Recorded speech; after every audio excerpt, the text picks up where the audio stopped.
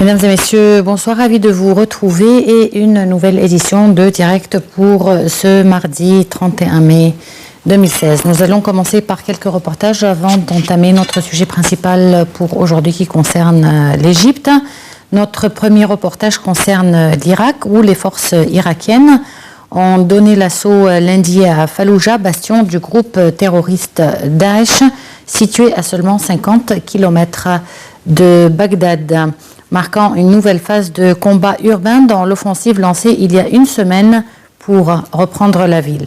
Plus au nord, les forces kurdes ont annoncé lundi avoir atteint les objectifs clés d'une opération lancée la veille en reprenant aux djihadistes 9 villages à l'est de Mossoul, capitale autoproclamée de Daesh en Irak. Aya Al-Shel et Sarah Al-Maghrabi avec les détails.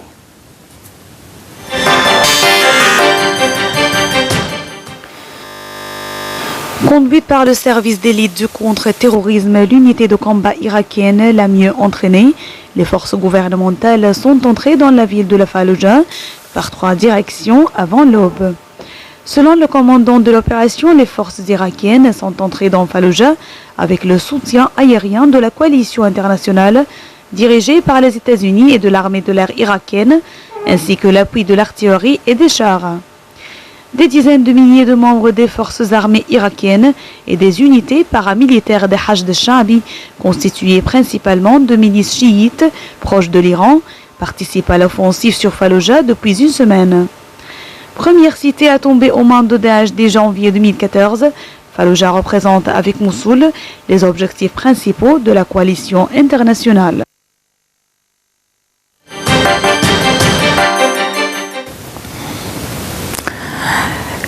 Concernant les frères terroristes, le guide de l'organisation terroriste des frères en Égypte, Mohamed Badir, a été condamné lundi pour la 6e fois à la prison à vie. Il avait déjà reçu 3 condamnations à mort en 2015. Les détails aussi avec Aya Al-Shel et Sarah Al-Maghrabi.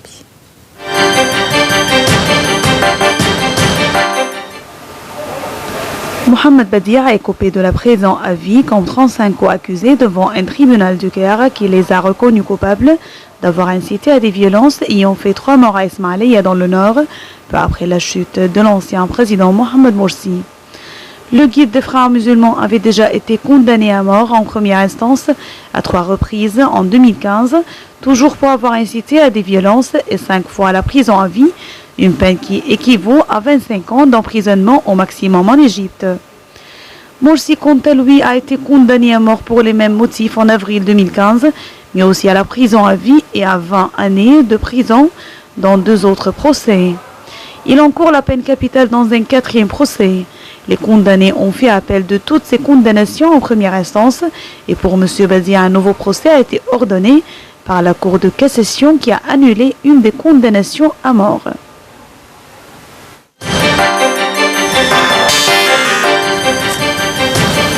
Et concernant les projets de développement, le président Abdel Fattah al-Sisi a assisté lundi à l'inauguration de la première et seconde phase du projet du quartier Al-Asmarat à Muqattam.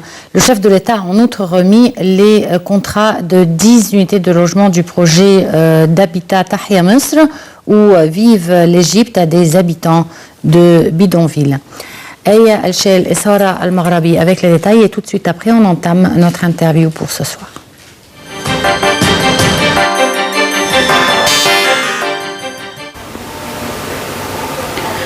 À l'inauguration du projet d'Al-Asmarat, le président Abdel Fattah al-Sisi a affirmé la nécessité de déployer davantage d'efforts pour résoudre le problème des bidonvilles dans l'intervalle de 2 années.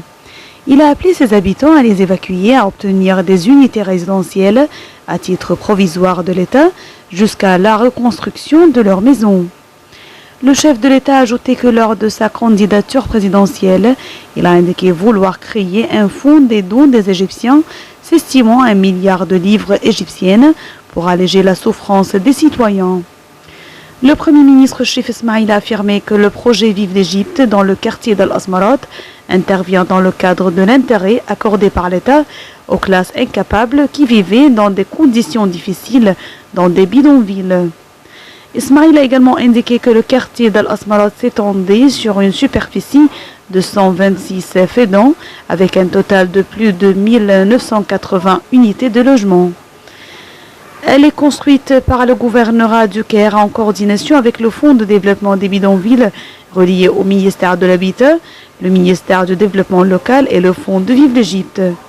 Sur un autre plan, le président Sisi a affirmé lors de son discours que la société égyptienne n'acceptait jamais l'humiliation d'une femme égyptienne, signalant « Nous sommes tous des Égyptiens ayant des droits et des devoirs équivalents ». Le chef de l'État a mis l'accent sur le respect et l'estimation de toutes les femmes de l'Égypte.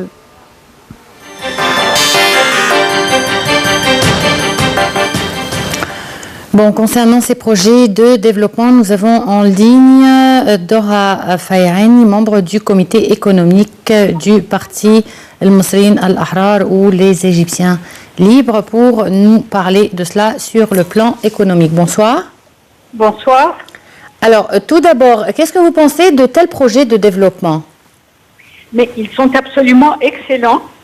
Ce que je voudrais simplement rajouter, c'est que il serait vraiment tout à fait important de porter à la connaissance de l'ensemble des Égyptiens de ces projets, parce que la mise en place ou la création de lieux d'habitation représentant un grand nombre de personnes automatiquement devrait attirer des activités de service et donc de créer des emplois.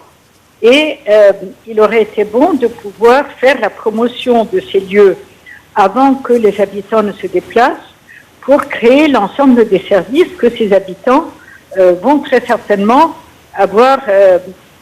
Ils vont très certainement avoir besoin. Je veux dire, pas seulement les aspects d'épicerie, de services de vente ou de distribution, mais de l'ensemble des services. Et l'autre élément qui est très important, qui est aussi quand on annonce ces projets, c'est de parler également des systèmes de communication et des moyens de transport qui sont mis à disposition, parce que c'est un élément essentiel pour attirer les personnes à ces nouveaux lieux et leur donner la possibilité de créer des petites villes, mais avec l'ensemble des services. Bon, pour ces unités qui ont été hier données à des habitants de bidonvilles, donc ils vont tout de suite habiter, est-ce qu'on peut dire que tous ces services sont en place? Bon, écoutez, très franchement, je n'ai pas été voir si tous ces services sont en place. Ce que je suis en train de dire, du fait que le président a lancé cette grande campagne avec l'objectif de venir à bout des bidonvilles en l'espace de 2 ans, c'est si ce n'a pas été fait, de rattraper la chose tout de suite et de promouvoir ces nouvelles zones et de donner des facilités à ces habitants ainsi qu'à d'autres personnes qui souhaiteraient se déplacer là pour créer l'ensemble des services. Et je dis services vraiment au sens large du terme, c'est aussi bien comment dit-on, les cinémas, que le sport, que les écoles, que enfin l'ensemble des services, jusqu'y compris les répasseurs par exemple, ou tout simplement bien sûr tous les ateliers de réparation divers et variés, les services de plomberie, les plombiers et compagnie, qui permettraient de faire en sorte que ces personnes, quand elles rentrent en possession de leur appartement, qu'il y a autour d'eux une vie qui est déjà organisée. Ça, c'est un aspect. L'autre aspect qui est très très important, c'est l'aspect du transport. L'organisation du transport loin des routes actuelles était aussi un élément très très important pour, d'une part, attirer les personnes et d'autre part, faire en sorte qu'ils demeurent dans ces lieux et en d'autres termes, que ces lieux ne deviennent pas des cités dortoirs, comme malheureusement on l'a vu se faire dans d'autres pays, mais deviennent de véritables quartiers avec leur vie propre. Et est-ce que les habitants de ces unités ont le droit de les vendre ou de les louer?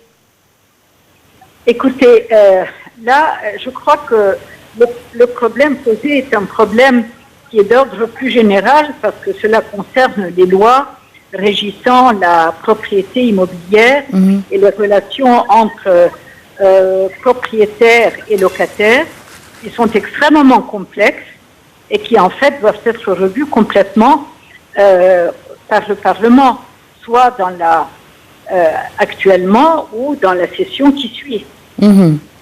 Bon, autre chose, puisque nous avons des sans-abri, les personnes qui habitaient dans les bidonvilles, qui sont maintenant propriétaires ou habitants de ces maisons-là.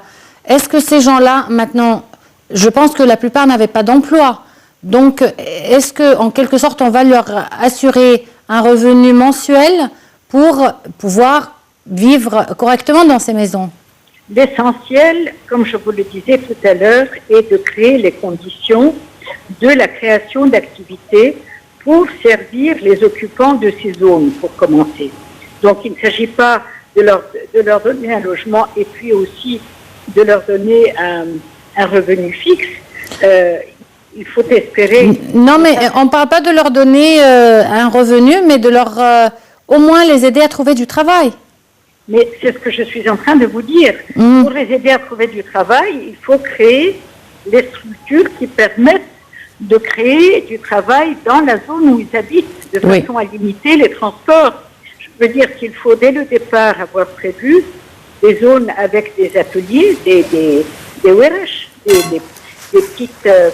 des ateliers pour les différents métiers, des zones avec les différents services, et c'est le démarrage de ces activités au niveau de cette zone qui va leur permettre d'accéder au travail.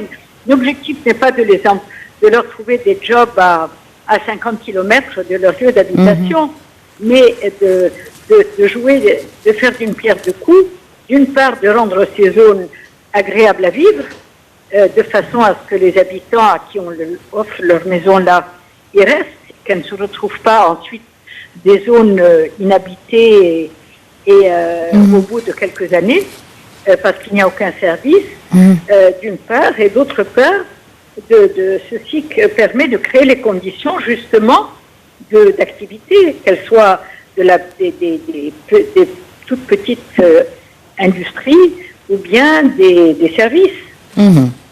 Bon, Madame Dora Fayani, on vous remercie beaucoup pour cette intervention et tout de suite, dans quelques secondes, on entame notre interview pour ce soir.